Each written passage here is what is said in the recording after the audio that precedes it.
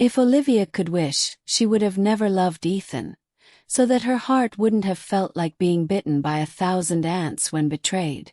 She would never forget that day, the day all her miseries began. On that day, Olivia, who was pregnant, and Ethan's first love, Marina Carlton, both fell into the water. Ethan chose to save Marina, causing Olivia to miss the optimal treatment window and resulting in the loss of their unborn child. Soon after, Olivia Fordham was diagnosed with gastric cancer and had less than a year to live, while her husband, Ethan Miller, was taking care of his first love's child. Furthermore, Olivia discovered that her father's bankruptcy was actually orchestrated by Ethan. This incident uncovered the root of Ethan's hatred towards Olivia's father, Ethan's sister, who died when she was 8 years old. Ethan believed that his sister's death was related to Olivia's father. Their relationship crumbled completely amidst these conflicts. What lies ahead for them? This story filled with love, hate, passion, revenge, life and death decisions has just begun, and their destinies are intertwined. Follow the story to uncover the truth and the depths of their emotions. Chapter 1.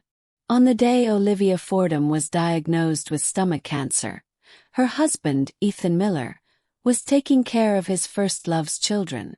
In the hospital corridor, Keith Rogers said grimly while holding a biopsy report, "Olivia, the results are out.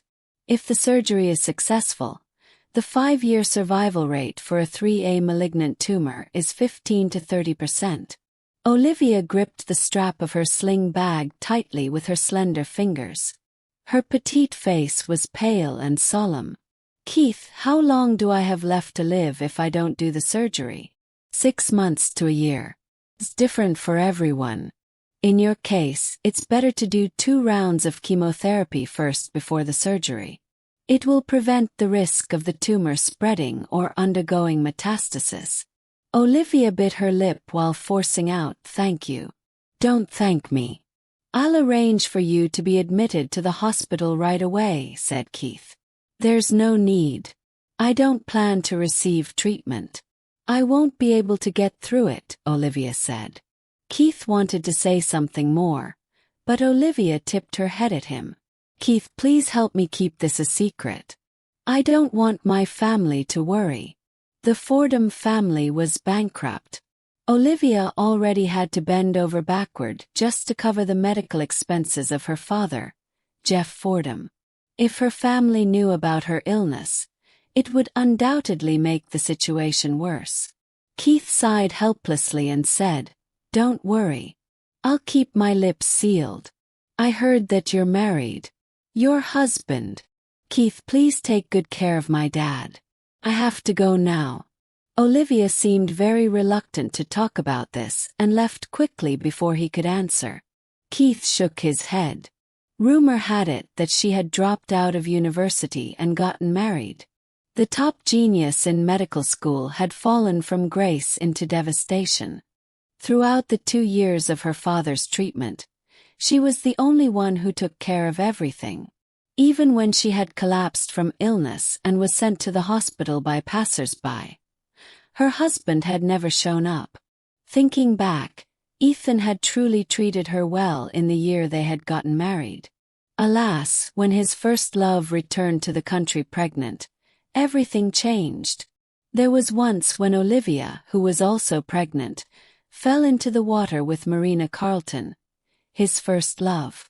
Amidst her struggles, she saw him swimming toward Marina with all his might. Due to the ordeal, she and Marina both went into labor prematurely.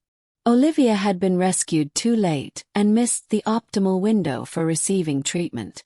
By the time she arrived at the hospital, her baby had died in the womb.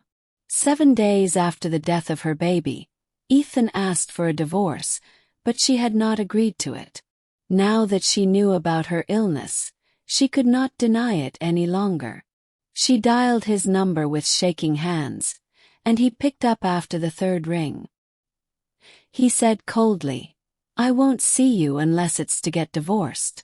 Tears filled Olivia's eyes as she forced herself to swallow her words about her illness.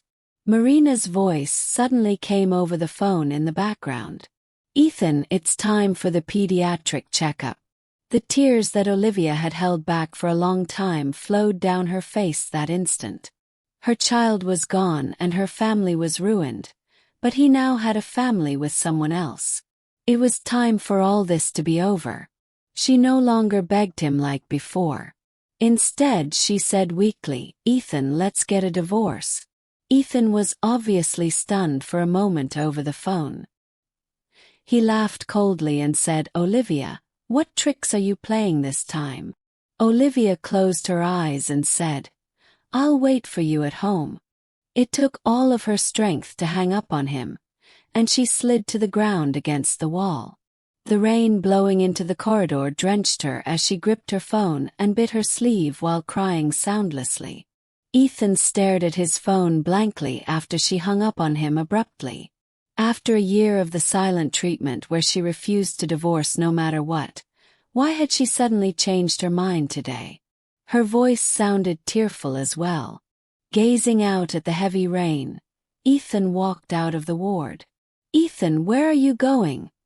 asked Marina while chasing after him with the babies in her arms.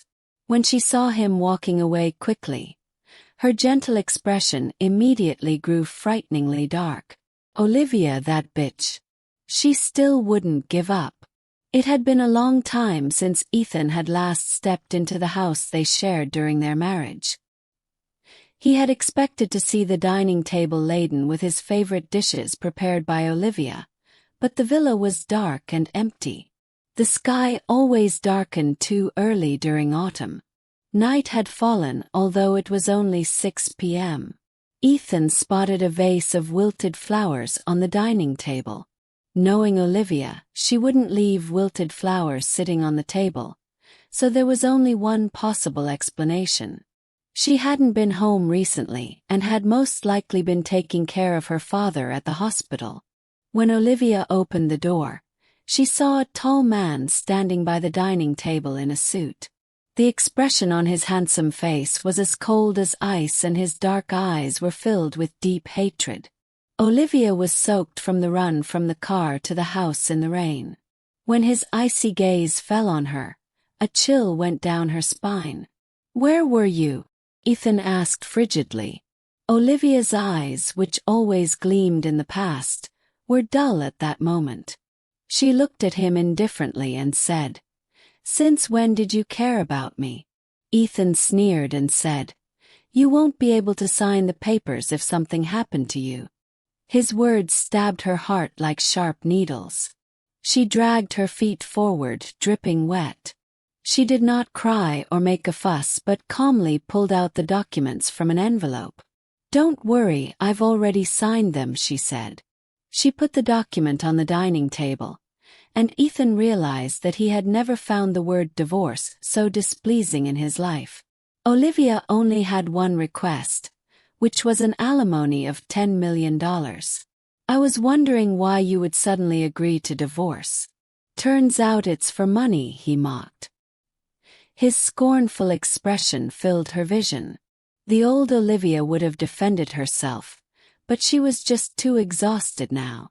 So she only stood where she was and said softly, "By right, I could have taken half of your net worth, Mr. Miller. But I only asked you for $10 million. When it comes down to it, I'm still being benevolent." Ethan stepped forward, casting a long shadow over Olivia. He held her chin with his slender fingers and said in a deep, cold voice, "What did you call me?" "Mr. Miller, if you don't like this form of address, then I don't mind referring to you as my ex-husband. You can leave after signing the papers." Her arrogant expression displeased Ethan. "This is my house. Who gave you the right to ask me to leave?" he said. Olivia smirked and said, "Indeed, I do not have the right. Don't worry, Mr. Miller.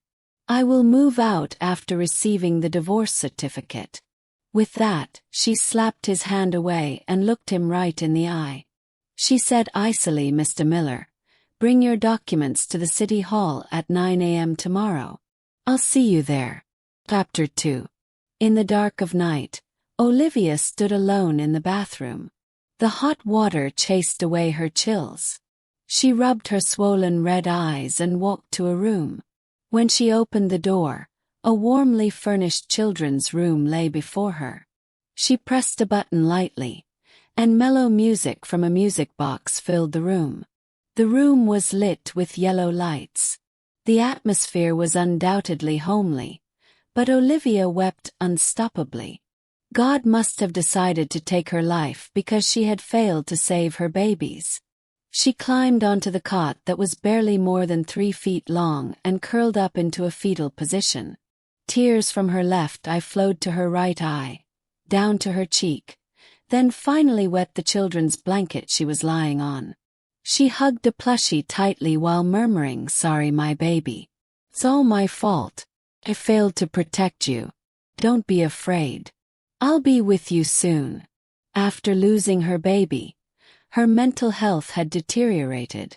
Olivia was like a pretty flower slowly wilting away. She gazed out into the night, thinking as long as she could leave her father that sum of money, then she could go and be with her baby.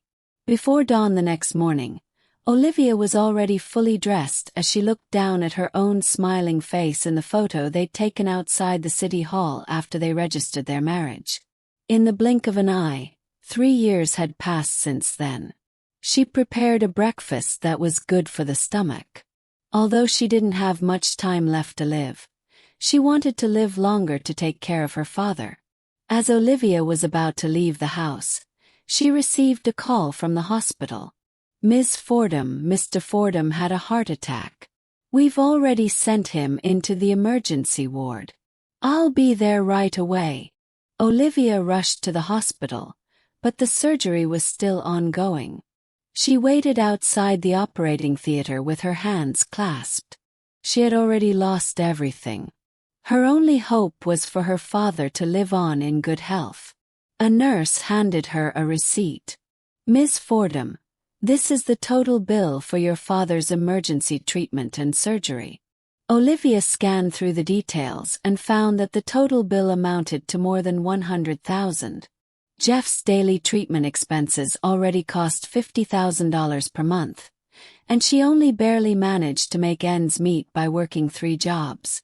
After paying off his hospitalization fees earlier, she only had $5,000 left in her card. How was she going to afford his surgery? She had no choice but to call Ethan. He answered in a cold voice. "Where are you? I've already been waiting for 30 minutes. Something urgent came up and I can't make it." "Olivia, is this funny to you?" Ethan sneered in response. "I was thinking why you would change your mind all of a sudden. Do you take me for a fool making up lies like this?" He actually thought she was lying. Olivia explained, "I'm not lying. I was reluctant before this because I thought you must have had your reasons for treating me this way, but I see things clearly now.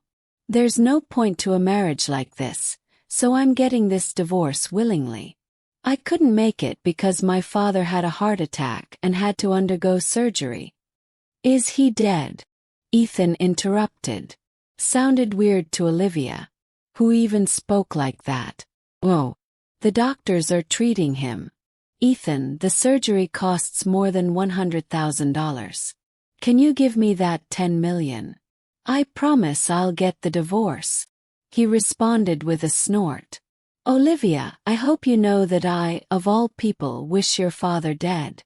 I can give you the money, but only after we make the divorce official." The line went dead after that. Olivia's face was filled with disbelief. She remembered that Ethan had treated Jeff with respect when they were still together.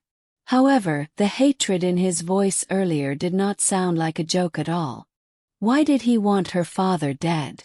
Everything made sense when she connected the dots with the Fordham family going bankrupt 2 years ago. How could there have been such a coincidence? Ethan must have caused their bankruptcy, but how had her family offended him? Olivia had no time to dwell on it. The most urgent matter at hand was to gather $100,000 to pay her father's medical bills. The doors to the operating theater opened, and Olivia quickly stepped forward. "Dr. Herbert, how is my father?" "Don't worry, Ms. Fordham. Mr. Fordham made it, but he's still mentally fragile. Be careful not to trigger him in the meantime." "I understand," Olivia replied. "Thank you, Dr. Herbert." As Jeff was still unconscious, Olivia asked the nurse, "My father was quite healthy. Why did he suddenly have a heart attack?" The nurse answered hastily, "Mr. Fordham has been in good spirits recently. He even said that he craved lamb shank. I thought that Al Palfino was just 15 minutes away, so I went to buy him mushroom soup. When I came back, he had already been sent to the emergency ward. It's all my fault, Ms. Fordham. Did you see anyone before you left my dad?" "Oh, Mr. Fordham looked normal before I left. He even said that you like the carrot cake from Al Palfino and asked me to buy a slice. I never thought that this would happen." Olivia felt that things weren't that simple. After asking the nurse to take good care of her father, she rushed to the admission desk to check the visitor records. "Ms. Fordham, nobody came to visit Mr. Fordham this morning," the nurse working at the desk replied. "Thank you. By the way, have you cleared the bill for Mr. Fordham?" Olivia did her best to hide her embarrassment as she replied, "I'll pay immediately. I'm so sorry." She left the admission desk and took a taxi to the city hall, but Ethan was nowhere to be seen when she got there. Olivia called him in a panic and said, "I've reached the city hall. Where are you?" "My office." "Ethan, can you come and settle the divorce procedures now?" Ethan sniggered and said, "Which do you think is more important? The business deal worth hundreds of millions that I'm about to make, or you?" "I can wait till you're done. Ethan, I'm begging you. I need that money urgently for my father. If he dies, I'll pay for his funeral." With that, he hung up. When Olivia called him again, she realized that he had switched his phone off. The heavy rain beat down on her, and she couldn't breathe as she crouched under the bus stop sign. Olivia felt nothing but regret as she gazed at the busy street. If she hadn't gotten pregnant and dropped out of university, then she would have graduated with a degree by then.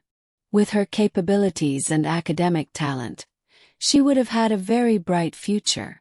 Who could have guessed that the Fordham family's sudden bankruptcy would cause Ethan, who had always loved her dearly, to change? She had lost everything in the blink of an eye. 1 year ago, Ethan had asked someone to take away all her jewelry and luxury handbags. The only valuable item she had left was her wedding ring. She took it off and walked into a high-class jewelry shop resolutely. The salesperson eyed Olivia, who was drenched and dressed in cheap clothes, up and down for a moment. She then asked, "Hi, did you bring the invoice and proof of purchase?" "Yes." Olivia pretended she hadn't noticed the salesperson's judgmental stare, and hurriedly handed the invoice with her head lowered. "Thank you, miss. We have to send the ring to be verified. Can I contact you tomorrow?" Olivia licked her dry lips and said in an urgent tone, "I'm in urgent need of money. Can you speed it up?" "Okay, I'll try. Please give me a moment." Before the salesperson could take the ring away, a fair hand clamped down on the box. "This ring is very pretty.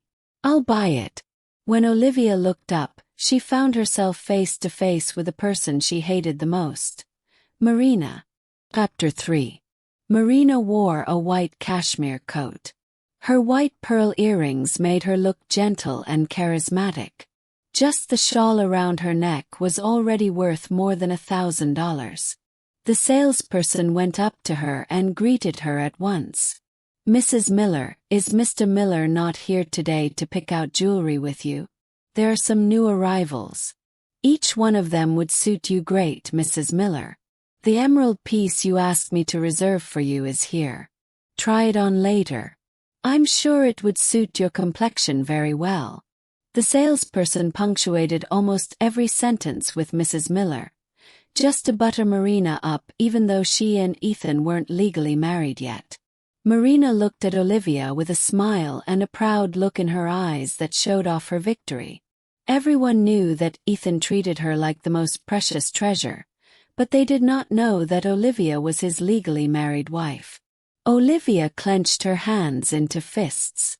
Why did she have to bump into the person she least wanted to see in her most embarrassing moment?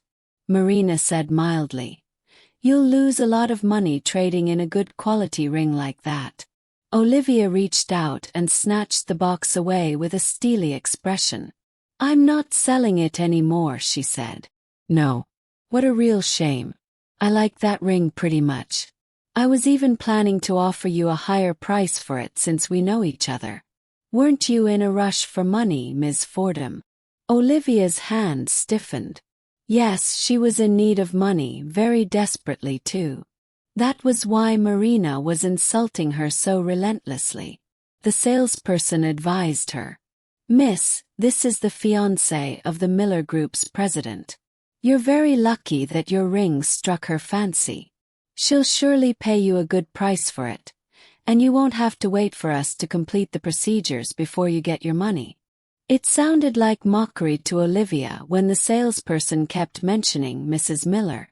A year ago, she had told Marina confidently that she would never divorce Ethan and asked her to give up. In just a year, everybody, high and low, knew who she was. Olivia felt more and more convinced that her marriage with Ethan was nothing but a scheme. Noticing her hesitation, Marina smiled brightly and said, "Miss Fordham, why don't you name a price?" That bitch's cocky expression disgusted Olivia. She said coldly, "I'm not selling it anymore." However, Marina wouldn't let it go. "Miss Fordham, you're already at the end of your rope. Don't tell me that you still care about dignity. If I were you, I would sell it immediately. Has no one ever told you that stubbornness isn't a good look on you? What a joke, Ms. Carlton. Robbing other people of their things has made you think you really own them. Why don't you go and rob a bank?" While they were fighting, the ring flew out of the box in a graceful arc and fell to the floor with a soft clink. Olivia immediately rushed toward it, but the ring rolled to a stop by a pair of elegant leather shoes by the door.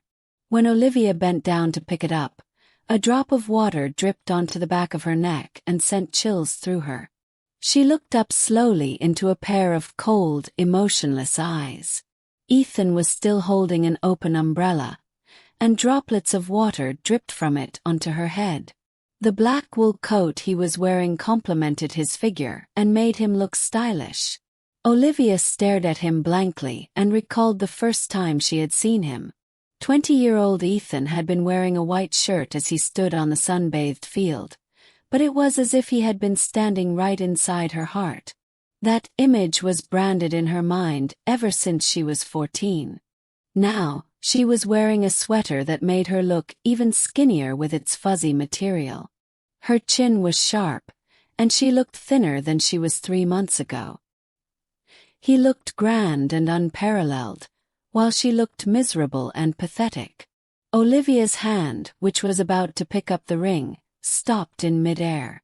While she was in a daze, Ethan expressionlessly raised his foot and stepped on the ring on his way past her. Olivia remained crouched. That ring had been designed according to his taste. Its design wasn't exaggerated, but it had a unique style. There was only one ring like that in the whole world.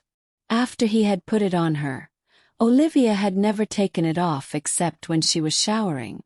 If it wasn't because she was really in desperate need of money this time, she wouldn't have gone to such measures. However, what was a treasure in her eyes was just worthless rubbish to him. He hadn't just stepped on the ring, but also the past that she treated so preciously. Marina smiled and went to him while explaining, "Ethan, you're here. I just happened to be picking out jewelry when I saw Ms. Fordham selling her ring." Ethan's cold expression betrayed no emotions. His icy gaze rested on Olivia while she tried her best to suppress her fury. He then asked, "You want to sell that ring?" Olivia held back her tears and bit her lip to stop herself from crying. "Yes." "Would you like to buy it, Mr. Miller?" Ethan smirked mockingly and said, "I remember you telling me how important that ring is to you. I can see how sincere you are now. Anything that is disregarded by someone else is worthless to me." As Olivia was about to answer, she felt a burning pain in her stomach. As the tumor grew, the pain went from a slight ache to a piercing pain. She looked at the couple, who looked like a match made in heaven in their matching black and white coats under the bright lights. She suddenly lost the strength to explain herself. A man whose feelings had changed wouldn't be bothered even if she gave him her heart. Olivia fought against the pain and picked up the ring. Then, she slowly walked back to the counter to retrieve the box and certificate. She didn't want to show weakness in front of Ethan. Although the pain was enough to make her pass out, she still maintained a steady gait. When she walked past him, she said mildly, "Just like you, I treated it like a treasure last time. But now, it's just a piece of metal I can exchange for money." Ethan felt that something was off with her. Her forehead was beaded with sweat, and her face was as white as a sheet. She looked like she was trying her best to fight against some sort of pain. Suddenly, he gripped her arm and said in a low voice, "What's wrong?" Olivia shook off his hand and said, "It has nothing to do with you." She did not spare him another glance and did her best to keep her back straight as she disappeared from his sight. Ethan watched her leave.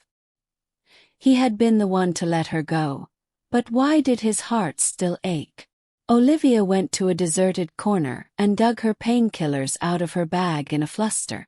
She knew that all the treatments and cancer medicine had side effects, so she only bought some painkillers and regular stomach medicine, which was better than nothing. Gazing out at the heavy rain, she thought, "Is that the only choice I have left?" That was the last person she wanted to meet, but she had no choice but to take a gamble for her father's sake. Olivia went home to clean herself up before taking a taxi to Hawthorne Villa. When she had returned to the country more than a year ago, that person had called Olivia once. They hadn't met in more than 10 years, and Olivia had no idea how she was doing. Judging by the grand villa, Olivia guessed that she had been doing pretty well. After stating the purpose of her visit, a maid led Olivia into the living room, where a graceful woman was sitting. She was as beautiful as Olivia remembered her to be.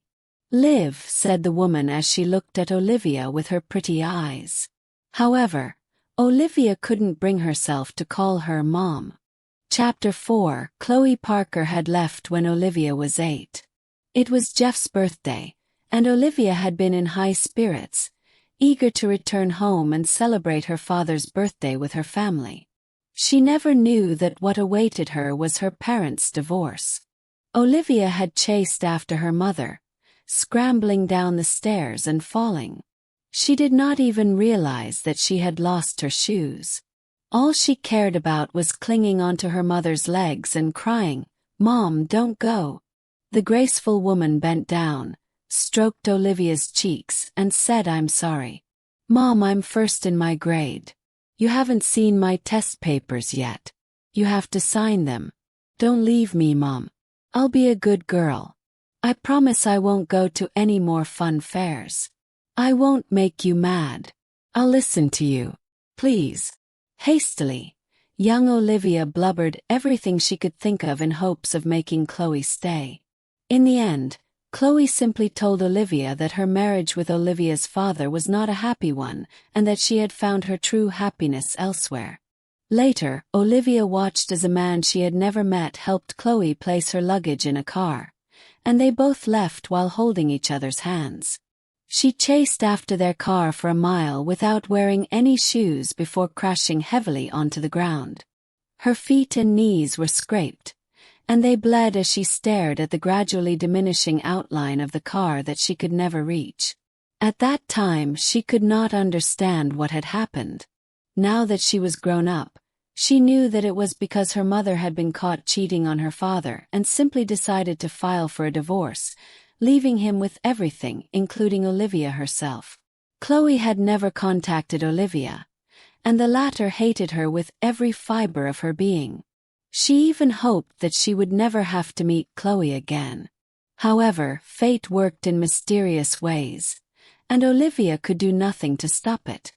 Her throat went dry and her feet turned to lead. Chloe knew what was on her daughter's mind. She approached Olivia and pulled her to sit beside her. "I know you hate me. You were very young back then. Lots of things weren't as simple as they seemed, so I wasn't able to explain them to you." She caressed Olivia's cheeks and continued, "Look at you, all grown up now. Liv, now that I'm back, I'll be staying here permanently. I know something's happened to the Fordham family. It doesn't matter though, because I'll take care of you." It was then that Olivia knew the so-called hatred she harbored toward her mother was not worth mentioning at all. Her voice cracked as she called out, "Mom. My dear, since you're here already, you should stay and have dinner. Chris has taken good care of me for the past few years. He has a daughter who's older than you by 2 years. She's coming over with her fiancé for dinner. I'll introduce you to her later." However, it was not in Olivia's plans to make herself part of Chloe's new family. She hastily interrupted her. "Mom, I'm here this time for my dad. My family's bankrupt now, and Dad just had a heart attack, but I don't have the money to pay for his surgery. Can you help me? I promise I'll return the money to you." Chloe had not yet replied when they heard a familiar voice. "Miss Fordham, you truly are short of money, aren't you? Going so far as to come to my house for it." It was like a slap to the face. Olivia looked incredulously over at the people standing by the door. Who else could it be except Marina and Ethan? Apparently, fate was toying around with her again. She never thought that her very own mother would be Marina's stepmother. Olivia's husband and mother were now Marina's family. To make things worse, those two had caught her in the act of asking her mother for money. Ethan noticed her uneasiness, but he remained calm and indifferent toward her.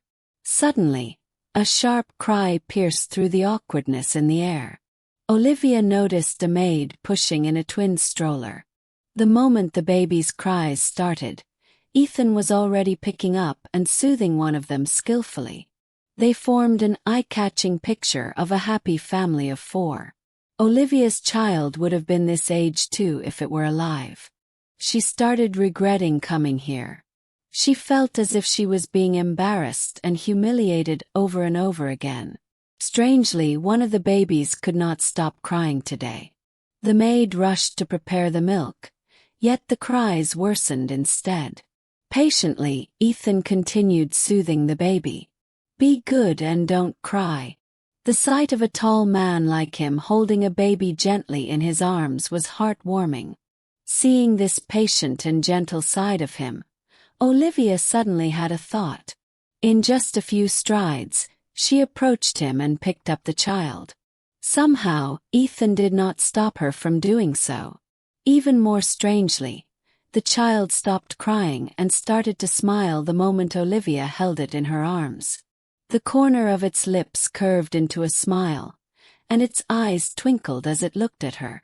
The child then started chuckling and mumbling, "Amma." Its tiny hands reached up in an attempt to grab the fluffy ball-like ornament on her cap. The child was all smiles, which was the exact opposite of Ethan. It was like a blade had ruthlessly stabbed into her heart, and it was the last straw for her, crushing any bit of persistence left in her. She once thought that Ethan truly loved her. He had been kind to her during their first year of marriage. She could still remember him whispering to her, "Liv, let's have a baby." How could she refuse him then? Even though she had not completed her studies, She did not hesitate to conceive a child. Only now did she realize that for all the time he spent with her, he did the same with another woman every time he went abroad for business. Nausea overtook Olivia. She returned the baby to Ethan and darted into the toilet. Then she locked the door behind her. She did not eat much today. When she puked, all that came out was a mixture of her blood and the medication she took. Crimson liquid filled her sight, and tears started flowing down her cheeks. Great, just great, she thought. Her marriage had been a joke all along. Everything had an explanation now. It turned out that everything had been planned from the beginning. So, this was the reason he chose to save Marina instead of her when they both fell into the water that day. It also explained why he accompanied Marina when they both went into premature labor. It was because the children in her womb were his. After quite some time, Olivia heard a knock on the door. "Liv, are you all right?" 'Twas Chloe. Olivia cleaned up the mess, splashed her face with water, and stumbled out of the washroom. Chloe was unaware of the events between them. She asked Olivia, "Are you sick?" "I just feel sick looking at those two. I feel much better now that I vomited." "Do you know Marina? She's always been abroad. Is there some kind of misunderstanding between you two?" "This is Ethan." "I know." Olivia interrupted her, her voice cold as ice. "Ethan Miller, the president of Miller Group. Who in this world wouldn't know him?" "Yes. He's a brilliant and accomplished young man." "Indeed. He hasn't even divorced yet, but he's already eager to remarry. Ordinary people wouldn't be as bold as him." This left Chloe rather confused. "What are you talking about?" "He isn't married, so why would he get a divorce?" The smile on Olivia's face did not reach her eyes. In a mocking tone she said, "Who am I then if he isn't married? Mr. Miller, why don't you tell my mom just who I am?" Chapter 5. Chloe looked at Ethan with a puzzled gaze. She never knew that he was married. "Mr. Miller, we stayed overseas for many years and are unaware of what goes on here. What does my daughter have to do with you?" Ethan's eyes were calm. His expression remained indifferent as he said, "Even if there was something between us, it's already in the past. I'm settling my divorce soon." Olivia never thought that he would take things so lightly after all their years of marriage. She had given him her heart, yet this was all she got in the end. Needless to say, she was furious at him. However, she felt more disappointed than anything else. It was the disappointment of finding out just how blind she had been to treat trash like him like something precious. Olivia took out the ring box and hurled it at Ethan's face. "F***ku, you scumbag. My deepest regret is marrying you. See you at the city hall tomorrow. Whoever fails to show up is a coward." The box hit him squarely on his forehead, leaving a trail of blood dripping down his face. It opened and fell together with the ring onto the ground. This time Olivia did not look back. She stepped on the ring as she left and slammed the door shut. Too many things had happened over the past 2 years, and this was the final straw. She did not manage to go far before passing out by the roadside. It started pouring from the sky as if the world itself loathed her. Olivia thought that it would be better to just die like this. For her, there was nothing worth remembering in a world full of schemes and lies like this. When she woke up, she was lying in an unfamiliar room. The dull, yellowish light from a lamp chased away the darkness in the room. The warmth here was like a soothing breeze in spring. "You're awake." Olivia's eyes fluttered open to see Keith's eyes staring back at hers. "You saved me. I was on my way home when I saw you passed out by the roadside, so I brought you back. You were thoroughly soaked, so I had the maid help you change," Keith said, his eyes clear and sincere. "Thank you, Keith," Olivia thanked him. "I made oatmeal." "You should have some warm water first," Keith told her. Olivia removed the blankets and started to get off the bed. "No need. It's late, and I don't want to trouble you." She was frail. The moment her feet touched the floor, her body tilted forward helplessly, making her fall to the ground. Hurriedly, Keith rushed to her aid by supporting her with his arms. Olivia could smell the light fragrance from his clothes. It was similar to the laundry detergent she used at home. Ethan also had the same scent back then. She could not help but feel her heart break when she thought of him. "You're too frail right now. Stop pushing yourself if you want to live for a couple more days," Keith warned her, yet his tone was gentle. "Think of it as you're doing this for your father." Only then did her dull and dispirited eyes flicker with a sliver of hope. "Sorry to trouble you." She watched as Keith busied himself in the kitchen. In truth, she and him were not that close. At most, he had given her a reward when she was nominated as the best student in her freshman year. That time, he was her senior by 4 years and had been doing his internship at a prestigious school elsewhere, so he did not spend much time in college. Later, she met him again in the hospital, and they started contacting each other more frequently. Still, their relationship was not close enough for her to always impose on him. After finishing her meal and taking some medication, her stomach finally settled. Keith then brought up the issue of her chemotherapy. "Medicine nowadays is advanced, and you're only in the middle of the late stage of cancer. Even some patients in the final stage survived, so you must have faith in yourself. Chemotherapy is a highly effective treatment." Olivia lowered her head. "I've studied medicine before. I know its pros and cons."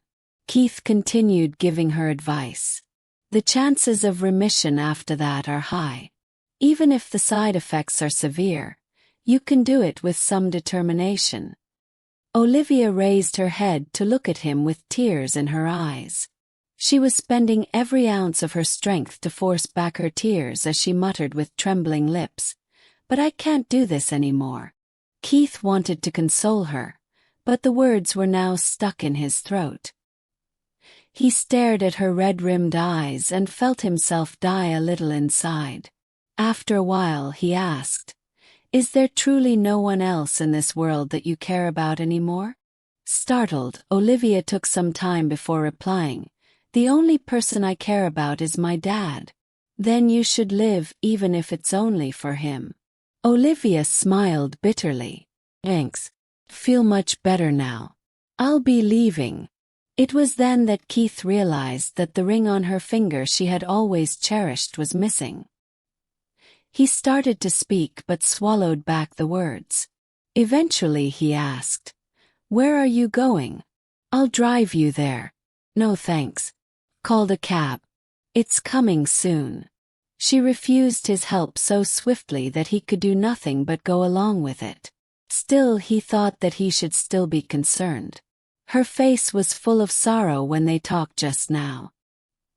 He was worried that she would end her life, so he tailed the cab she took. The cab drove and stopped beside a river. Olivia stood alone and stared at the water. Even though it had stopped raining, the weather was still cold. Keith wanted to stop her from doing anything rash, but he saw a black MPV stop beside her. The car door opened, and out came the person whose face was always seen in finance magazines. Keith was shocked. Could that man be Olivia's husband? The wind tousled Olivia's hair, highlighting the agony on her already pale face. Ethan subconsciously wanted to raise his hand and tuck the strand of hair behind her ear. However, he quickly retracted it and asked, "What is it?" Olivia glanced over at him, her eyes cool and indifferent. She looked as if she wanted to make sure that the person standing before her was indeed him. "Were you behind my family's bankruptcy?" she asked. She did not beat around the bush, so he too went straight to the point and answered yes. Are the children yours? This was her second question. She stared unblinkingly at him. She could have been overthinking things. However, it was never in his plans to deny this. Yes, he said with his usual nonchalance. Olivia approached him and slapped him across the face. Ethan Miller, you scumbag. He grabbed her wrist easily in one hand and brushed the tears on her cheeks with the other. Does it hurt? He asked. You asshole. How could you treat me like this? What did my family do to deserve this? The look on Ethan's face remained as calm and indifferent as ever when he spoke. Why don't you ask your father about what he did? Olivia swallowed before asking him. Have you ever loved me, Ethan? There was not even a ripple in his fathomless gaze. Slowly he said, never. Since the beginning, you've always been nothing but a pawn. Her tears slid down her cheeks and fell onto the back of his hand. The breeze blew, taking away any lingering warmth that was left. You hate me, don't you? Yes. This is what you Fordhams owe me. You should blame yourself for being Jeff Fordham's daughter. I'll make you suffer every day to pay for what you've done to my little sister. Didn't your sister go missing long ago? What does this have to do with my family? He looked at her in disdain as if he were a ruler laying down judgment. Did you know that my sister was being tormented while you were enjoying the affection of the people around you? Take a guess. I won't tell you the truth. I want you to suffer and live a miserable life without ever knowing what happened. You'll get a taste of what my sister went through. Ethan got in his car after saying, I'll be waiting at the city hall at 9 tomorrow. Olivia rushed over to his car and started hitting the car door. Tell me what happened to your sister. However, the driver slammed his foot on the accelerator, and the car zoomed out of sight, making her lose her balance and fall to the ground. Chapter 6. The wind blew bitingly cold on her face. Olivia was frozen to the core, but she pushed herself up and continued chasing after the car. She overestimated the current condition of her body and only ran for a couple of feet before crashing back to the ground. The car door opened. She saw a pair of shiny tailored leather shoes halt before her. Slowly, she moved her sight from the shoes and up the trousers until she met Ethan's cold and unnerving gaze. Ethan, Olivia muttered weakly. A pair of slender hands reached out to her.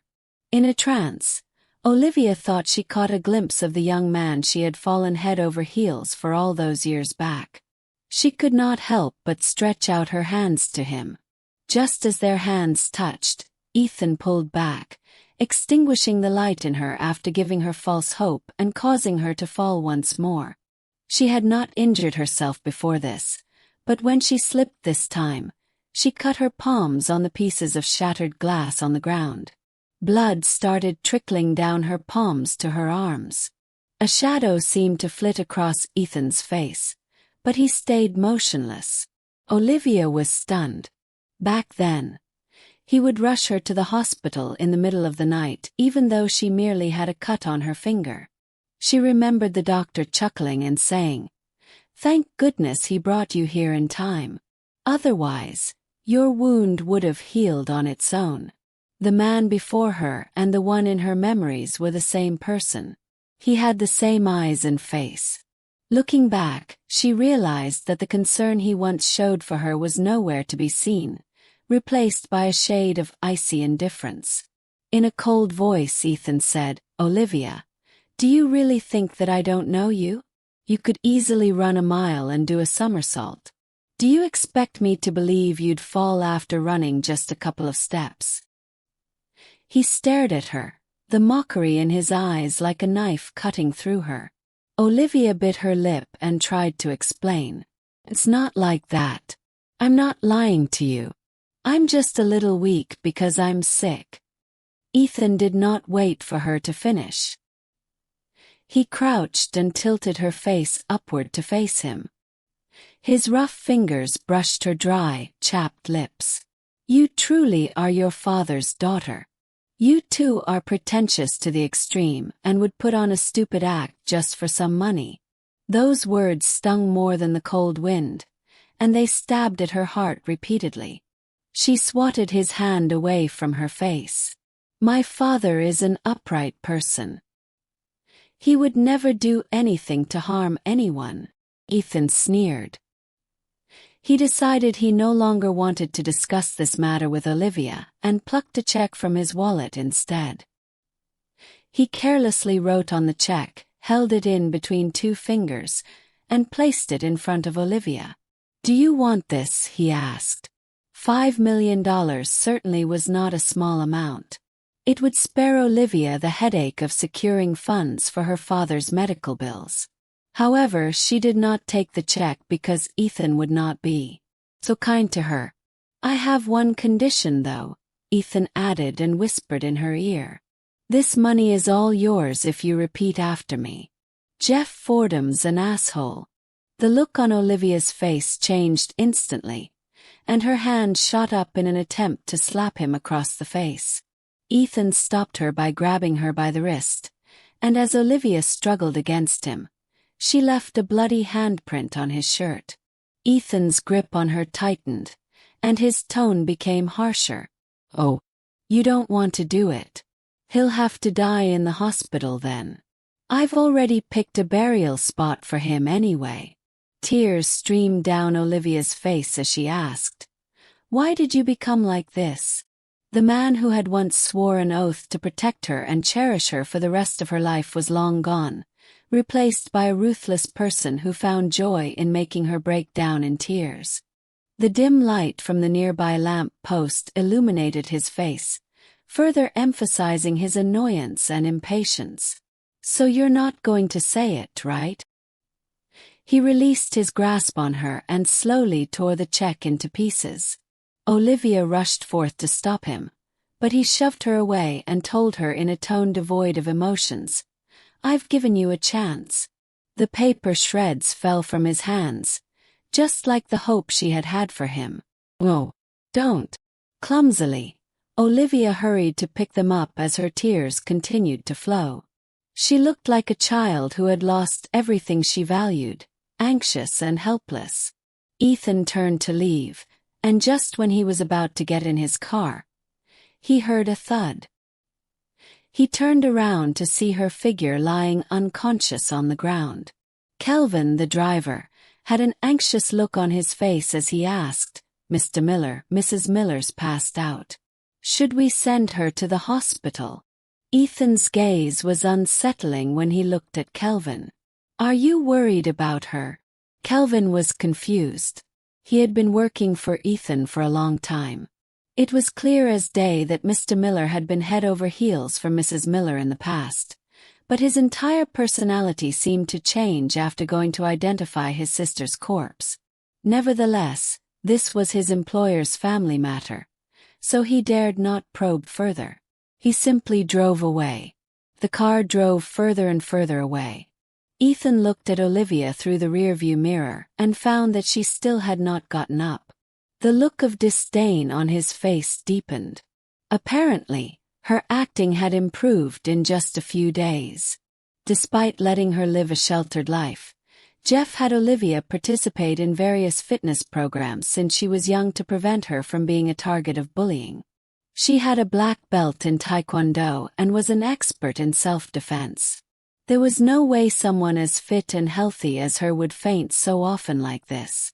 To him, Olivia was putting on an act for money. As this thought crossed his mind, he averted his gaze from the rearview mirror, refusing to spare her another glance.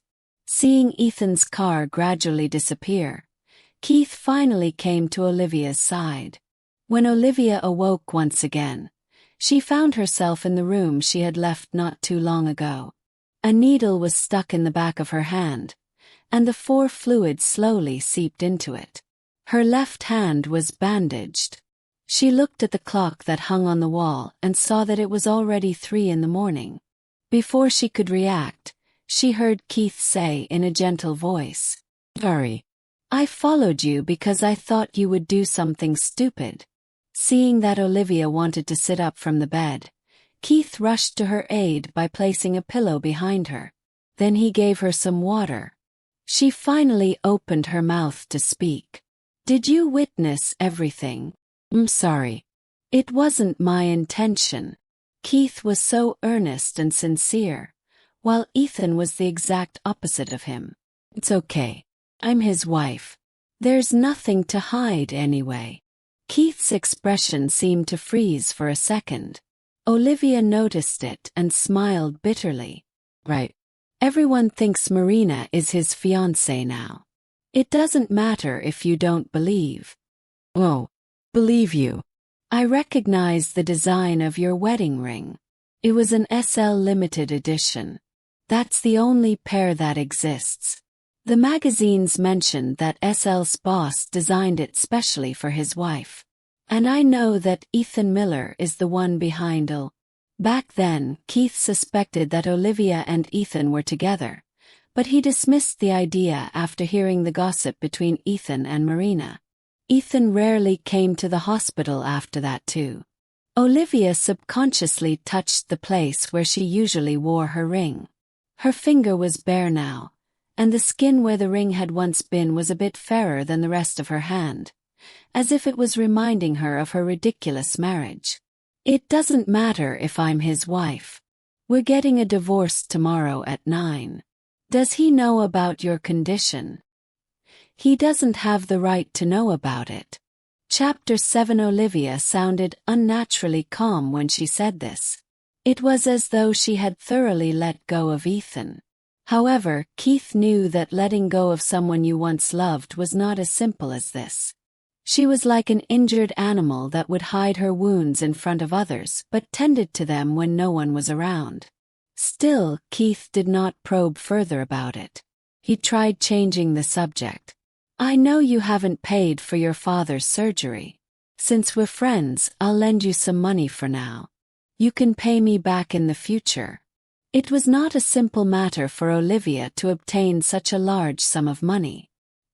He had offered help multiple times before this, but she always refused. Today was no different as Olivia shook her head and said, "No thanks.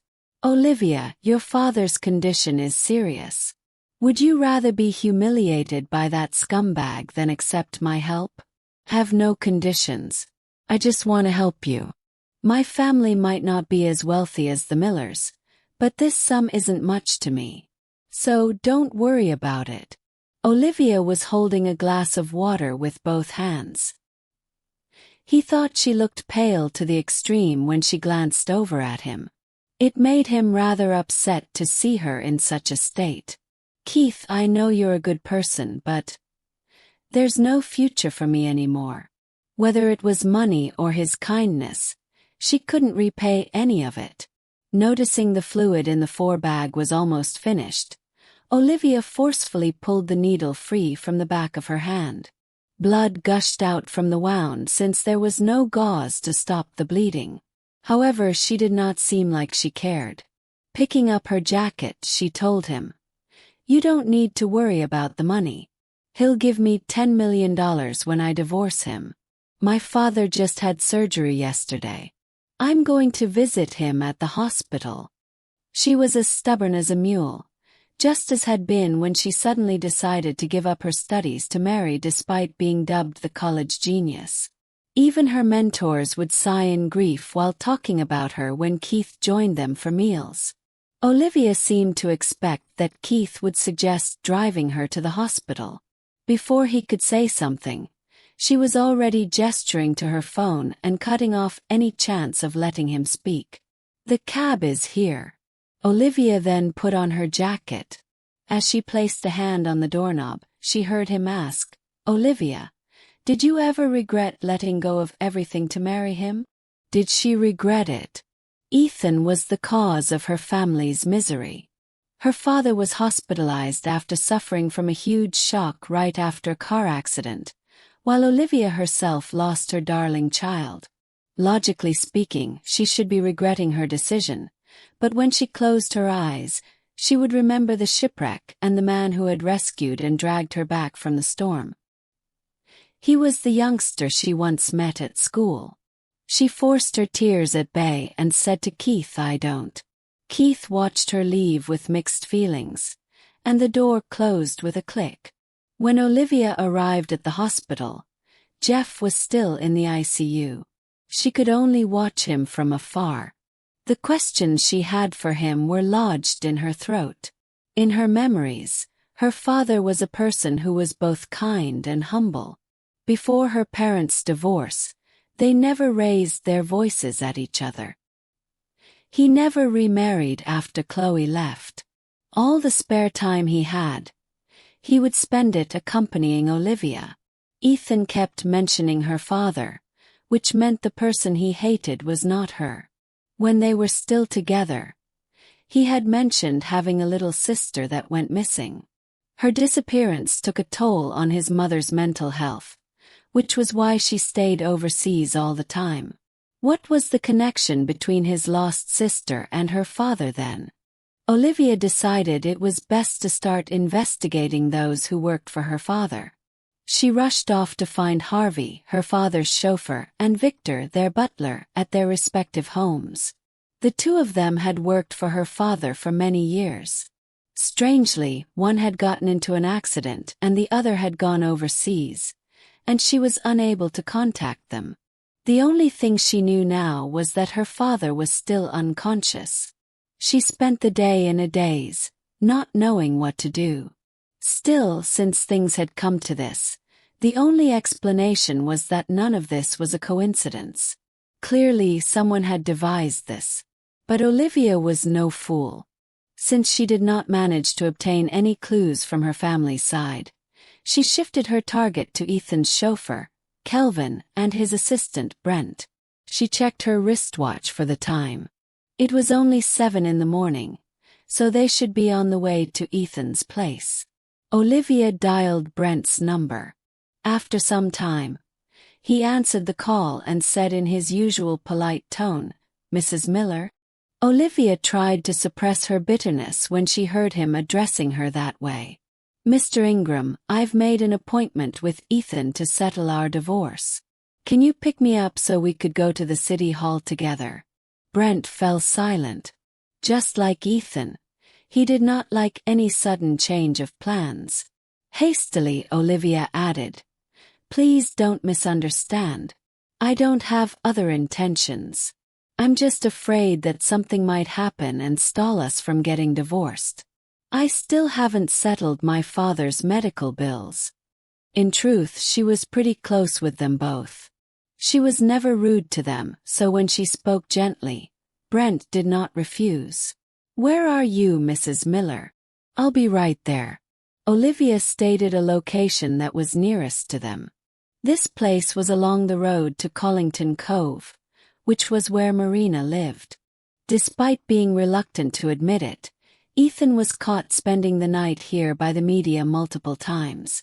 So, he must have been staying here when he and Olivia were apart a few months back. "Sorry, Mrs. Miller, but we're almost in Midvale. You'll have to wait for about 20 minutes. "Okay." Olivia was quite surprised. Midvale was somewhere near the Miller residence. Did Ethan not live with Marina? Olivia quickly dismissed the thought. Whether he stayed with Marina was none of her business. Kelvin drove fast, and they arrived in no time. As always, Brent opened the door for her. "Sorry for the wait, Mrs. Miller." Olivia nodded and got in the car. "No worries." Brent was a rather stoic person. Compared to him, Kelvin was more lively and talkative. "Why didn't you sleep in, Mrs. Miller? So cold today." "The sun isn't even up yet," Kelvin said. Brent shot daggers at Kelvin to shut him up. Olivia tried to exaggerate things by speaking slowly. "Initially, I thought Ethan had a change of heart because of Marina. But now it seems it's not just because of her. You two have been working with him for so long, so you should know something about his sister." The car came to an abrupt stop with a loud screech. Kelvin took his hands off the steering wheel and gestured to dismiss what she said. "You can't just say things like that, Mrs. Miller." Calmly, Brent answered Mrs. Miller. You know that we usually won't ask Mr. Miller about his personal matters. Even if we know something, we can't disclose anything to you. Please understand. Olivia covered part of her face with one hand. A tear slid down between her fingers as she said, I know I'm making things difficult for you too, but I have no choice. Ethan wouldn't tell me about it, and my dad is still unconscious after the surgery. My family has fallen into such a hopeless state, and I have no idea why. Even if I were to die, I'd want to know the truth. I don't want to suffer from ignorance every day. Mrs. Miller, what happened to Mr. Miller's sister is taboo. We don't know much about it. As if knowing that Olivia would continue asking them for help, Brent started writing an address on a piece of paper and passed it to her. Mrs. Miller, since we're friends, this is the most I can do to help you. Chapter 8. Olivia looked at the paper in her hand. It was the address of a cemetery. Was Ethan's sister dead? Even so, what did her father have to do with her death? If anyone were to know what kind of person her father was, it would be Olivia. And she knew he was not one to harm others, let alone a young woman. She knew that Brent and Kelvin would not disclose more information and decided to stop probing them. It was silent all the way to the Millers' residence. Olivia had mixed feelings when they arrived. Brent politely asked her, Mrs. Miller, would you like to go inside? No thanks. I'll wait for him here. This was the final time she would meet him, and it was only to settle their divorce. She did not want to cause more trouble for herself. Besides, every single thing in there would remind her of their time together, and she refused to reminisce about the past. He was to blame for cherishing her so much back then. Even though he had become colder and more indifferent to her over time, she would never forget how kind and loving he had been. He should have been someone she hated to the core, but she could not find it in her heart to do so. The ignition was not turned off, and the inside of the car was warm and comfortable. She was the only one left in the car now. Her stomach started to hurt again, and she curled up into a fetal position and waited for the sky to brighten up. After that, she shifted into a position where she hugged her knees tightly to her chest. It was winter, so the days were short and the nights long. It was already 7 in the morning now, yet the sky was still rather dark.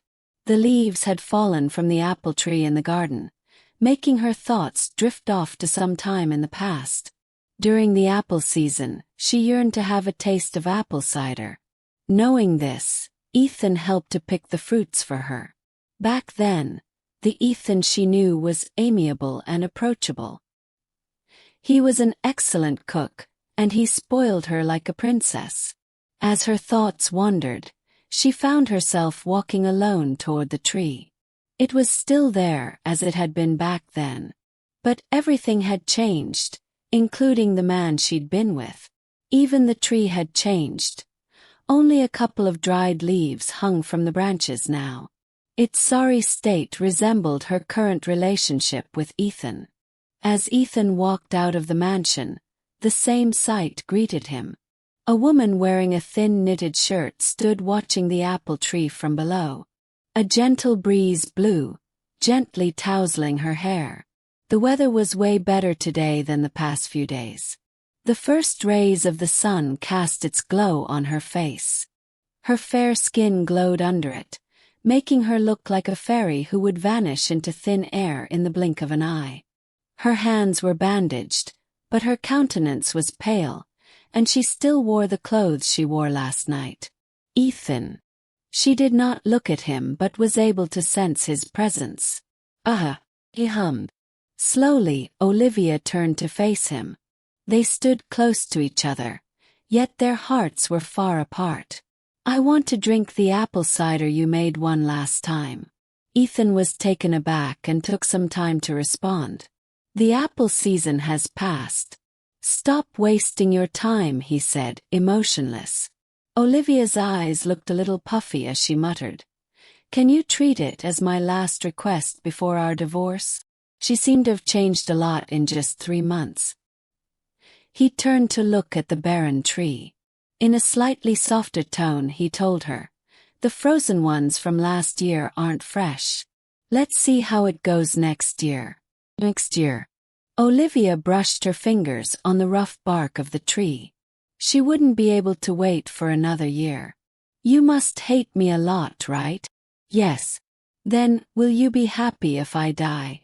She turned to face him and spoke softly. His heart skipped a beat at her words, and his thoughts became empty. For a moment, it felt like he had lost his mind. After some time, he recomposed himself and calmly said, "Fine. Just some apple cider. Come on in."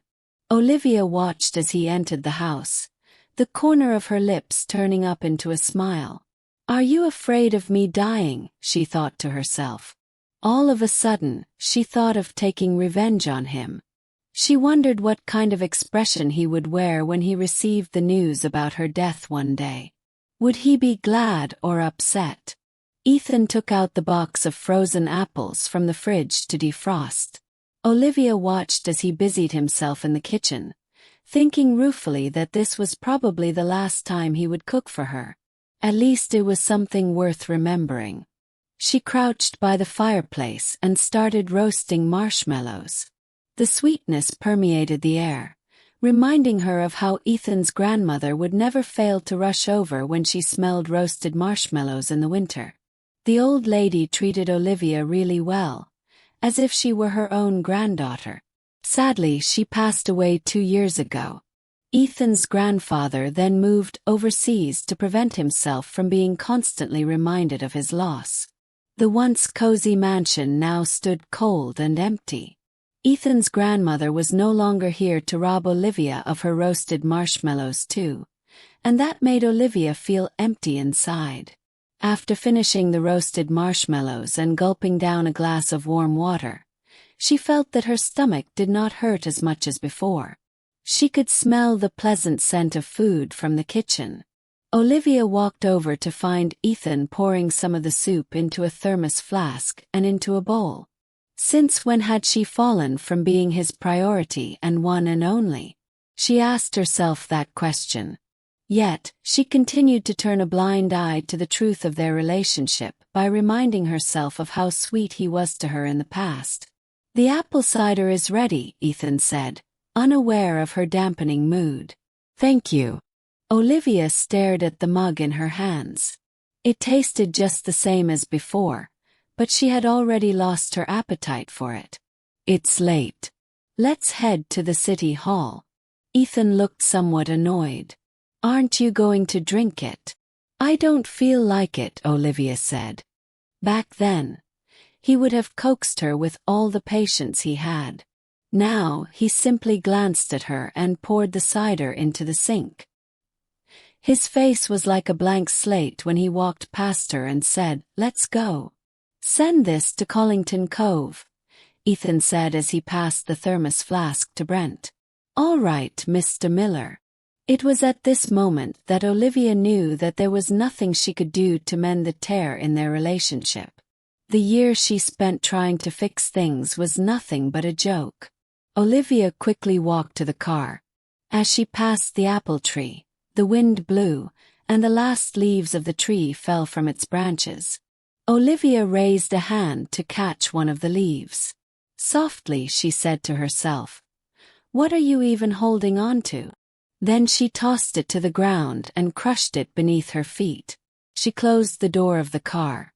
Even though it was warm inside, just the way that she and Ethan sat at both ends of the passenger seat, like the North and South Poles, was enough to have the air feel as chilly as the weather outside.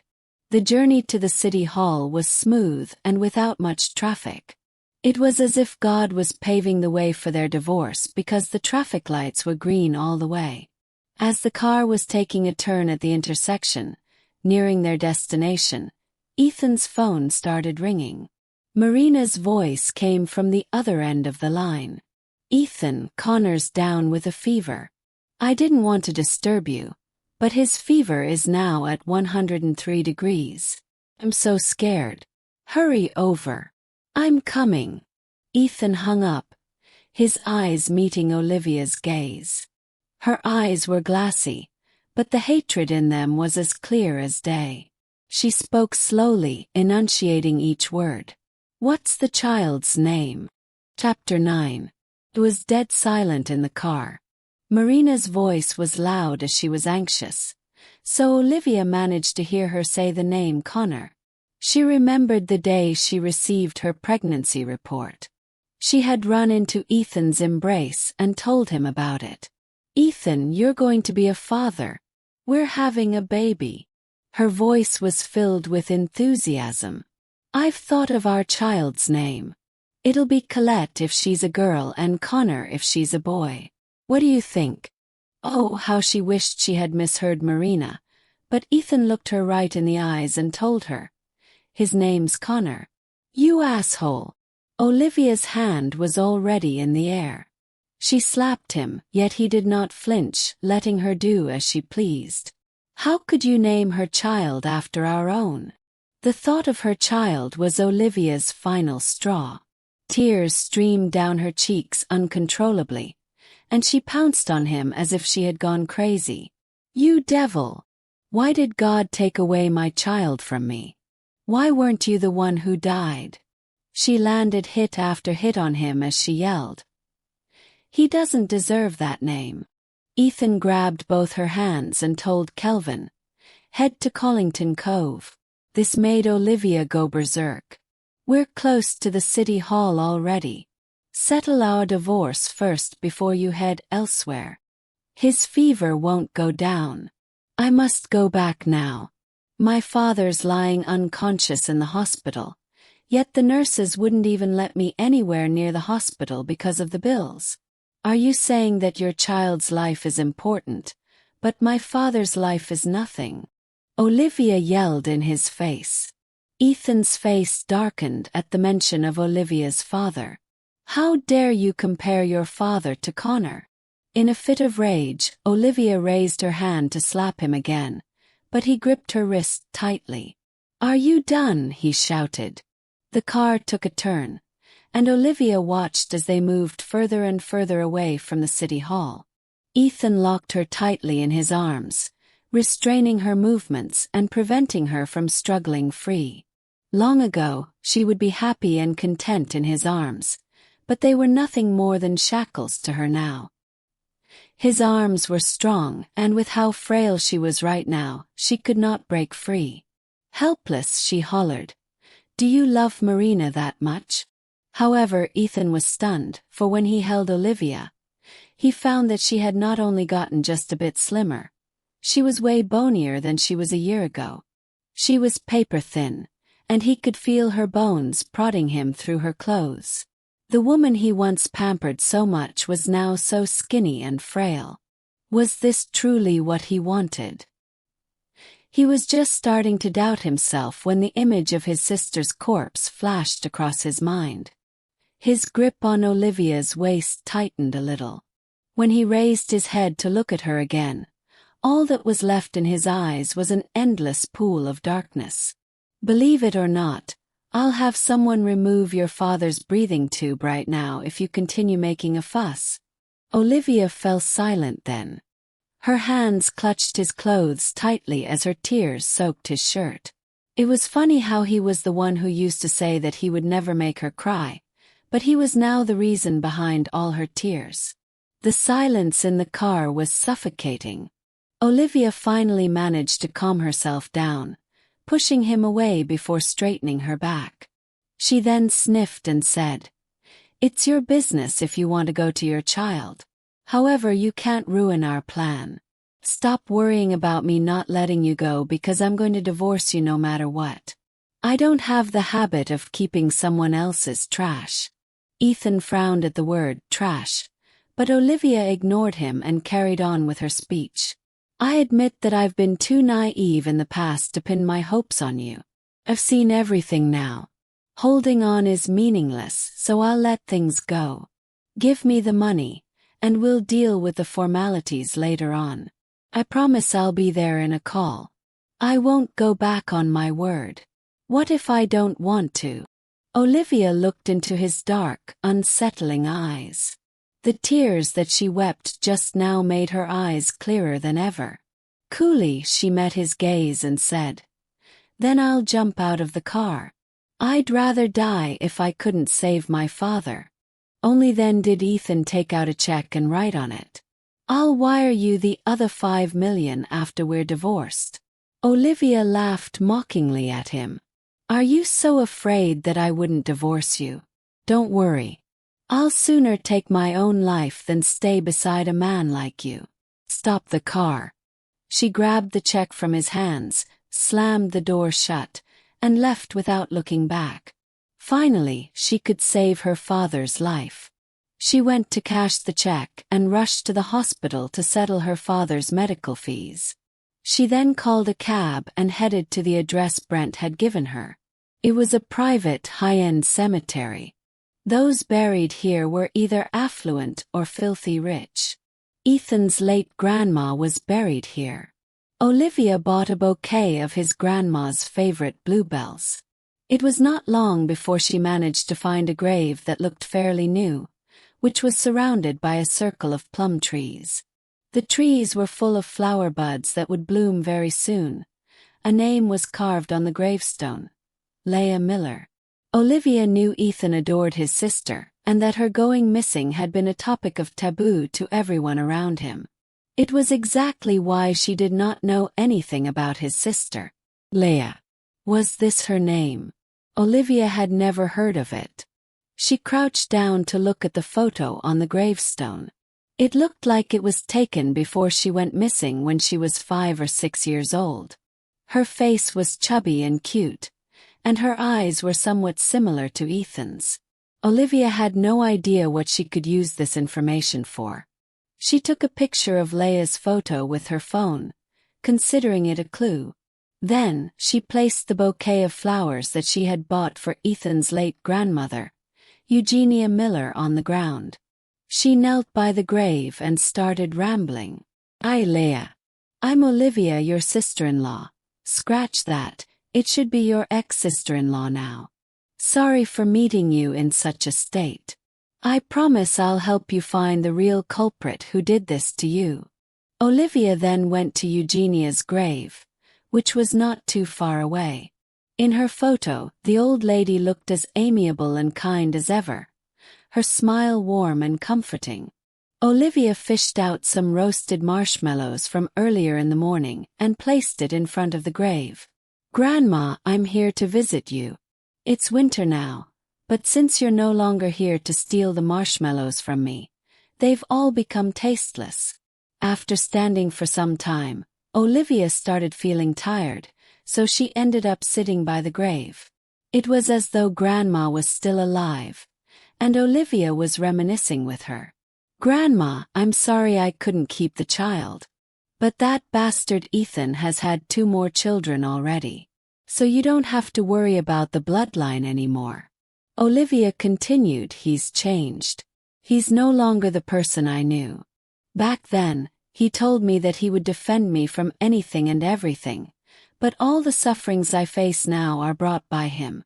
If you were alive, you wouldn't let him treat me like this, right?" She forced a smile and said, "Ethan and I are getting divorced soon. You always said that if he wronged me, you'd crawl out from your coffin and kick his ass. My days are numbered, so I'm coming to find you soon. Then we can crawl out from the ground and kick his ass together. What do you say?" Once again, Olivia looked at the photo of the old lady with a kind smile. "What does it feel like to die? Is it dark? I'm scared of bugs that would bite me. What should I do? How about I bring you lots of flowers now, and you'll help me to chase the bugs away when I join you on the other side?" She looked up into the sky. "I miss you, Grandma." Chapter 10. Olivia stayed before the grave for quite some time before leaving. She did not have time to wallow in sorrow for too long. She had an investigation to carry out now that she had the photo. Most of the women her dad was in touch with worked in his company, so it was natural that Olivia started from there. But just as she started to search for a way to contact them, her phone started ringing. It was one of the children from the countryside whose education her father had sponsored back then. His voice was rather anxious. "Miss Fordham, I just returned from overseas and heard that Mr. Fordham is gravely ill. Is he all right? Thanks for your concern. My father's still getting treatment at the hospital. Gosh, how could someone as kind as him get into such a situation? If it wasn't for him sponsoring our studies years back, we wouldn't be where we are today." A thought flashed across Olivia's mind. In the past, her father had helped children in the countryside to move to the city for their studies. So Leia could have known him since she was abducted and taken to the countryside. "Ryan, do you know those who were sponsored by my father? I've been helping Mr. Fordham contact them all along. I know most of them, but I've lost contact with them after going abroad for the past few years. Is there anything I can help you with, Ms. Fordham? I'll do everything in my power to help you." Olivia felt as though she just found herself a sliver of hope. Immediately, she told him, "I have a picture with me. Can you see if she's one of the students my father sponsored before?" "Sure thing, Ms. Fordham." In just half an hour after sending him the picture, Ryan had sent Olivia the information she wanted. The girl in the picture he sent had bright eyes that were similar to Leia and Ethan. Her name was Jody, and she came from a poor family. Olivia's father had sponsored her education 12 years ago. She had been a brilliant student from a young age and managed to get a spot in many of the top universities in the nation, so she chose to further her studies in the country.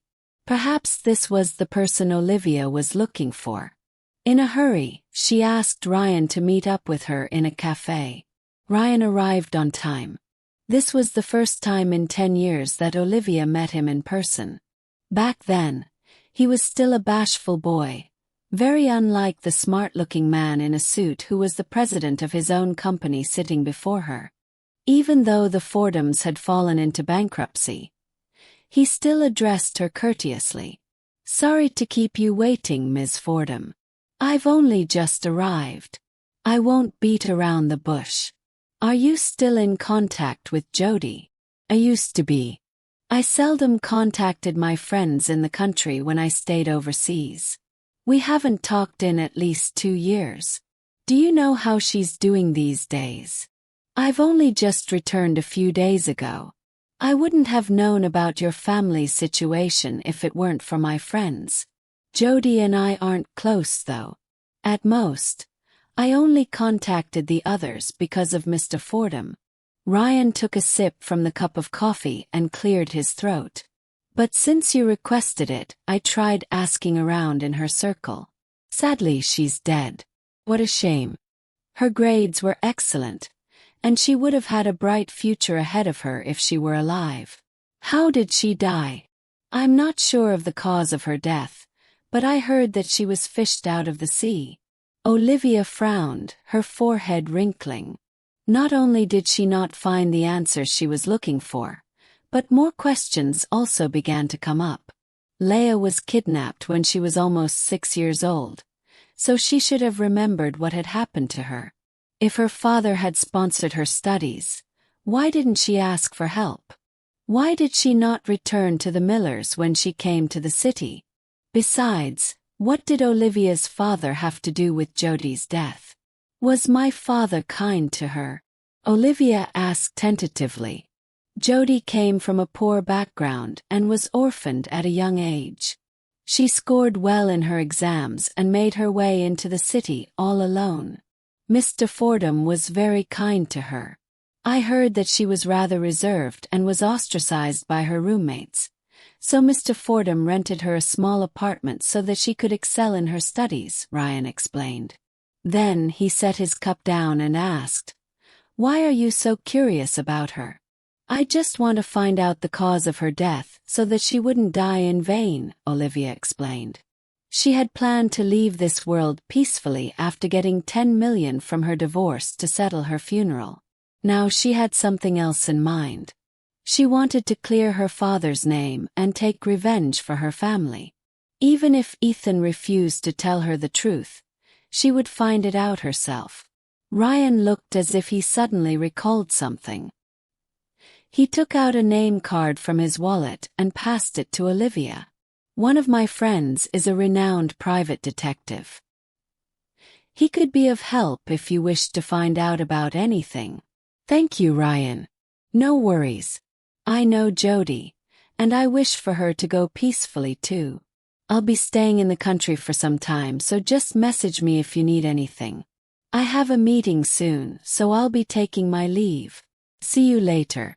After seeing him off, Olivia called the private detective and sent the information she got over to him.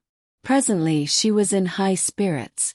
When she arrived at the hospital, Dr. Freeman called her to his office. Olivia had an ominous feeling about this. Anxiously she asked, "How's my father's condition? When can he wake up?" "Miss Fordham, you need to be mentally prepared. Even though Mr. Fordham's surgery was a success, he hit his head during the car crash, which triggered an aftereffect.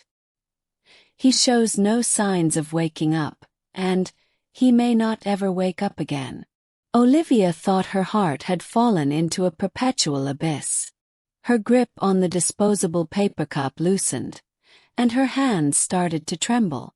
Seeing her reaction, Dr. Freeman could not help but let out a sigh. "Don't lose hope. I'm just saying that it's a possibility. He should be fine if he wakes up by the end of this month." When she raised her head, Olivia's eyes were clouded with tears. She croaked, "He'll be in a coma if he can't wake up, right?" "Yes. So, I hope you'll be prepared for this and have things planned out." Dr. Freeman knew that it was not easy to earn money these days and that spending it on a person in comatose was not necessary. Olivia abruptly shot up from her seat and slammed her hands on the table. "No matter what happens, I won't give up on my father. I believe that miracles do happen." Then she dashed out of the office. She never thought that things would take a turn for the worse. If her father couldn't wake up, she'd never get to hear him speak the truth. So she could not die just yet. She rushed off to the oncology department. Keith had just finished diagnosing one of his patients when Olivia barged into the room. "Keith, help me." Keith looked at her anxious face and her hands that tugged at his sleeve. Olivia spoke calmly and firmly as though she had found her salvation. "Be it chemotherapy or surgery, I'll do anything as long as I can have more time to live." Only by living would she have the time to find out the truth and accompany her father for a longer time. Keith did not understand what she had been through, but as long as she had the will to live, he, as a doctor, was positively delighted. "All right. I'll arrange your first chemotherapy session right away." Chapter 11. Keith scheduled Olivia's first round of chemo for the day after tomorrow to prevent her condition from deteriorating. The chemo would come with a plethora of side effects. In the first 2 weeks, the patient would feel weak and experience hair loss. That was why Olivia would have to get everything sorted out before the session. Although Jeff was still in a coma, at least Olivia didn't need to worry about paying off his medical bills. She made a payment at the hospital before heading back to the home that she used to share with Ethan. She was worried that she might be too weak after chemo. Hence, she booked the services of a moving company before starting chemo. She was planning to move out of this place anyway. Olivia's best friend, Everly Hilton, showed up in office wear. She strutted around in heels while clutching a crossbody.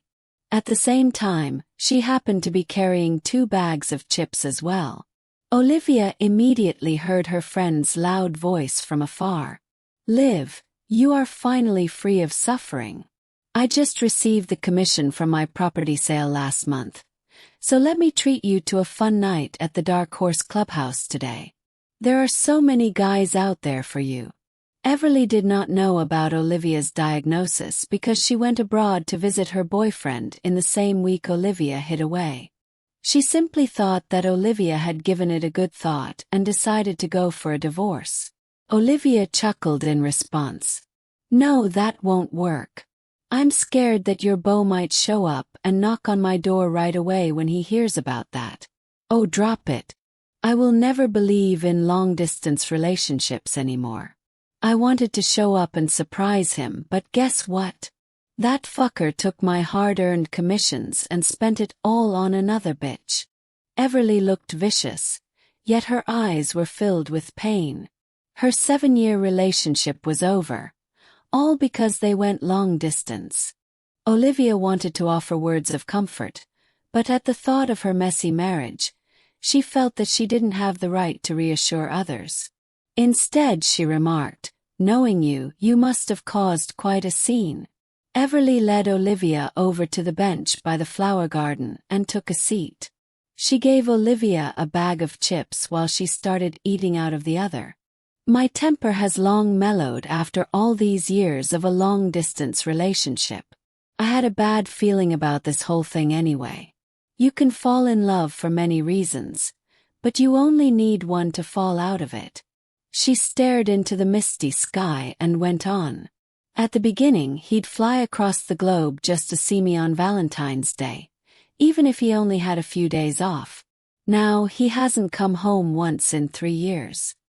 He'd wished me good morning before he went to bed, but he didn't text me as much in the last few years.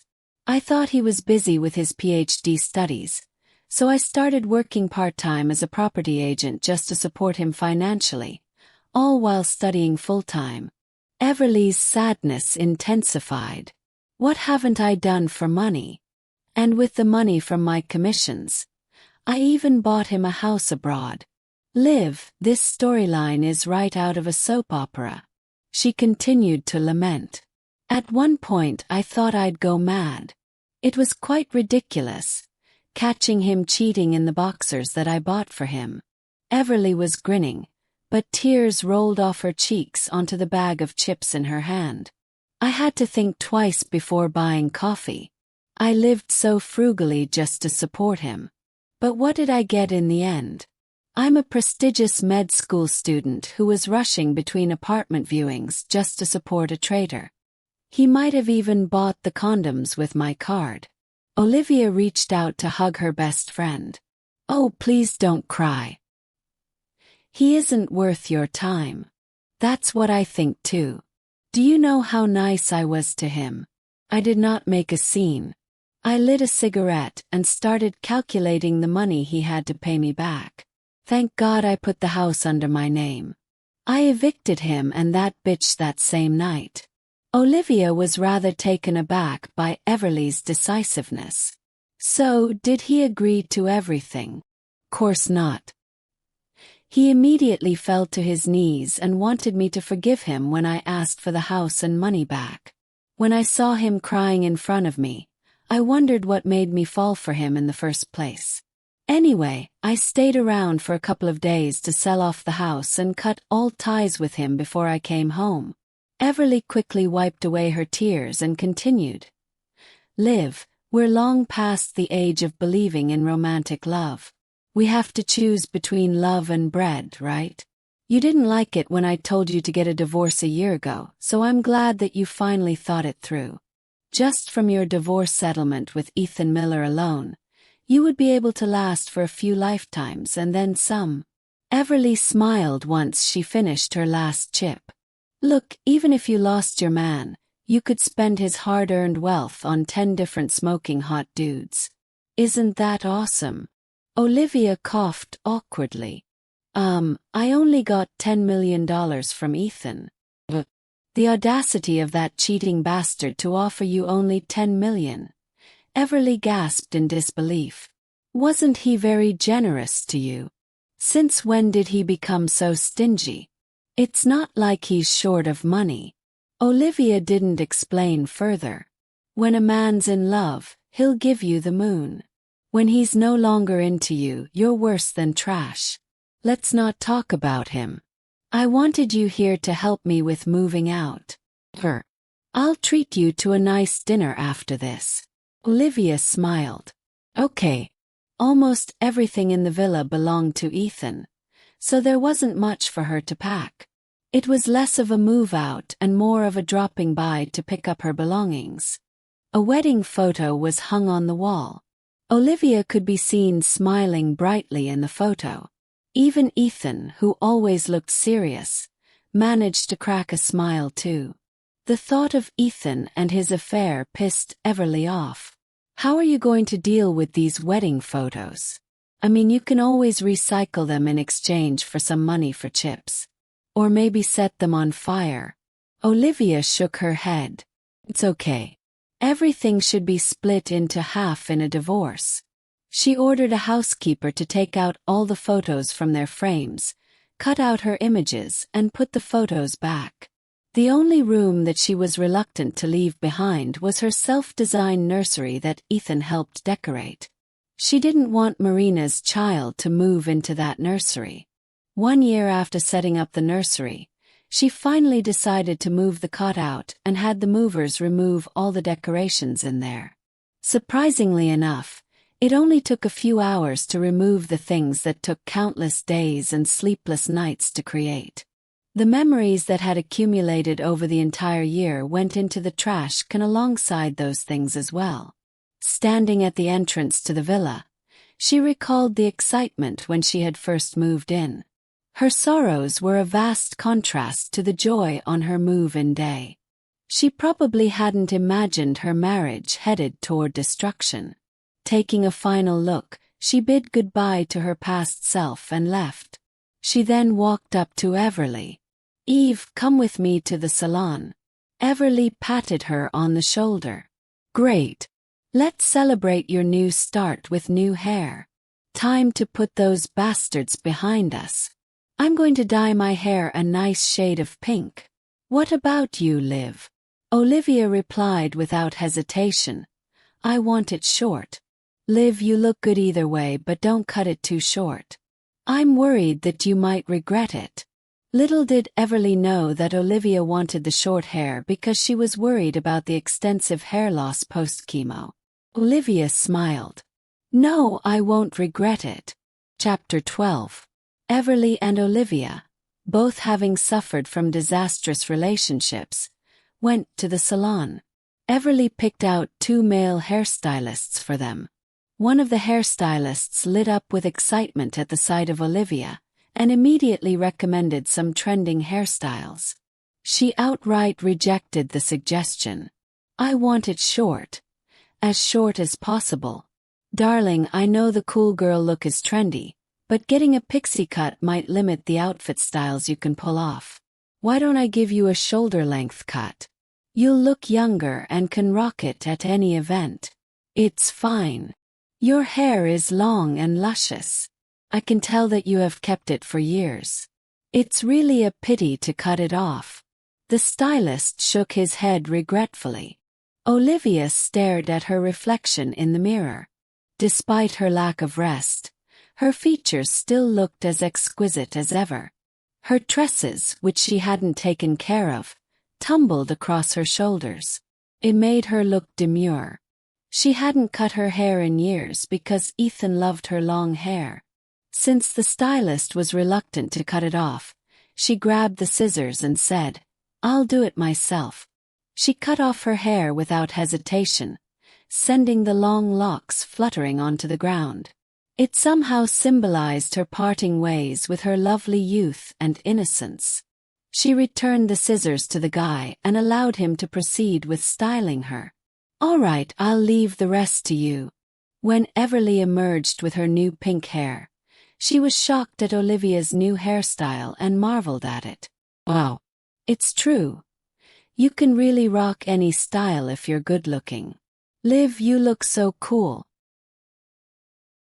Everly's next order of business was to hurry to the supermarket and buy some gender-neutral clothes for Olivia to match the new middle-part pixie cut. Their new styles attracted lots of attention when they walked down the streets later in the day. When night fell, Everly took a selfie with Olivia by a storefront and uploaded it to her Instagram.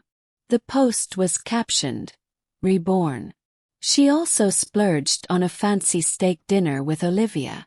It was something she had wanted to devour for a long time. The nice meal put a smile on her face. "Liv, doesn't this feel like we're back in high school?" Our biggest worry at that time was solving calculus problems. Now that you think about it, that isn't tough at all. Just use the right formula and you have your answer. Unlike men, you give your all to men, and all you get in return is heartbreak. Olivia had not drunk in a long time, but she decided to let it go just for that night. She took a sip and joked, "That's because you sucked at math. I never thought calculus was hard." Yeah. No one can beat you, genius. You were only 13 when you joined us in high school. I thought someone from middle school got lost on their way to class. I wasn't expecting a gifted kid. Then, Everly poured Olivia a drink and lifted her glass. "Genius or idiot, it doesn't matter. Let's raise a glass to our singlehood. I can finally buy whatever I want now that I've kicked that weasel out of my life." However, tears streamed down Everly's face as she was celebrating her newfound freedom. "Liv, did you know that I used to buy the lowest grade steak on sale at the grocery store?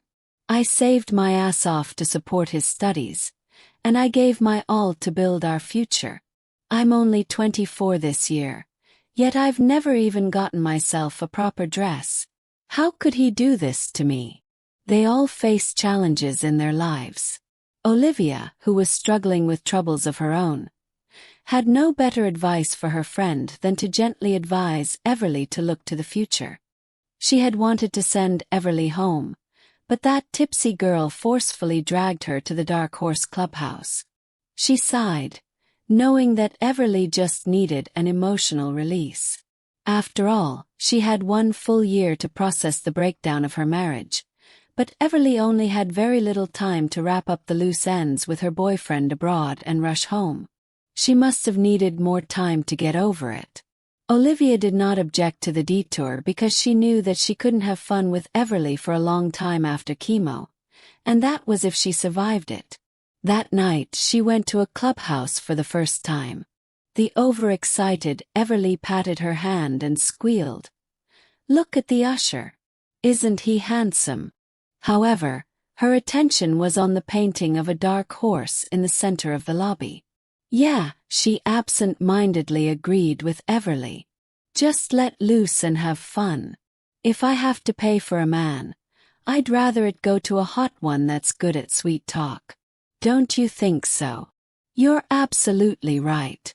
Everly, who wouldn't even pay for a cab in the past, transformed into a generous millionaire overnight. She led Olivia into a spacious lounge, where she ordered 10 bottles of Armand de Brignac in one go and ignored Olivia's attempt at stopping her. The clubhouse manager politely introduced 10 male models to them, each with a distinct style, ranging from sweet to chic. Everly declared boldly, "Pick whoever you like." The men openly flirted with them, and some even showed off their abs. Olivia was too shy to even look at them. "It's all right. I'll just have a few drinks." Everly picked 2 men and slammed a wad of cash on the table. She ordered, "Come here. Keep her happy tonight." The 2 men looked like boys next door, which was very different from Ethan's cool image. They took their seats beside Olivia, sandwiching her, and one of them poured her a drink. She felt uneasy and wanted to leave, but Everly slapped her on the thigh. "What's wrong? Are you really going to save yourself for Ethan? Has he ever thought of you when he was sleeping with other women? What are you worried about now that you're divorced? Just let go and have fun. I'll foot the bill." It was general knowledge that property agents marked up prices for a better profit margin. On top of that, Everly sold villas, and she'd frequently receive hundreds of thousands in commission from her deals. Since she was young, pretty, and a smooth talker, she raked in a lot of money from her commissions. Had she not spent that money on her ex, she would have been considered a self-made millionaire. Therefore, she could totally afford a night of extravagant spending, and that was what she had decided on. Meanwhile, at Collington Cove, the baby's fever finally wore off after the doctor's close supervision over the day. Ethan let out a sigh of relief and tucked the baby in before tiptoeing out of the bedroom. Marina went up to him with a warm smile. "Ethan, it's late. Why don't you stay the night? I'm worried that the baby will wake up at night. You know he doesn't cry much when you're around." He rubbed his temples, looking worn out. "I still need to attend an engagement. Dr. Garcia will be around, so get him if you need anything." Marina looked like she had something to say, but she knew she couldn't force him to stay. She had thought that he'd have gotten divorced when she called him at 10:30 p.m., but things didn't go her way. She reminded herself to take it slow and replied thoughtfully, "Sure. Just be careful on your way back." He nodded and got into the car. Brent immediately handed him a key. "Mrs. Miller has returned the key to the villa." The look in Ethan's eyes hardened before he snorted. "She sure moves fast after she's paid." Brent didn't want to continue the conversation, but the thought of Everly's Instagram post bothered him. After a moment's thought, he blurted out, "But Mr. Miller, she seems to have completely given up on you."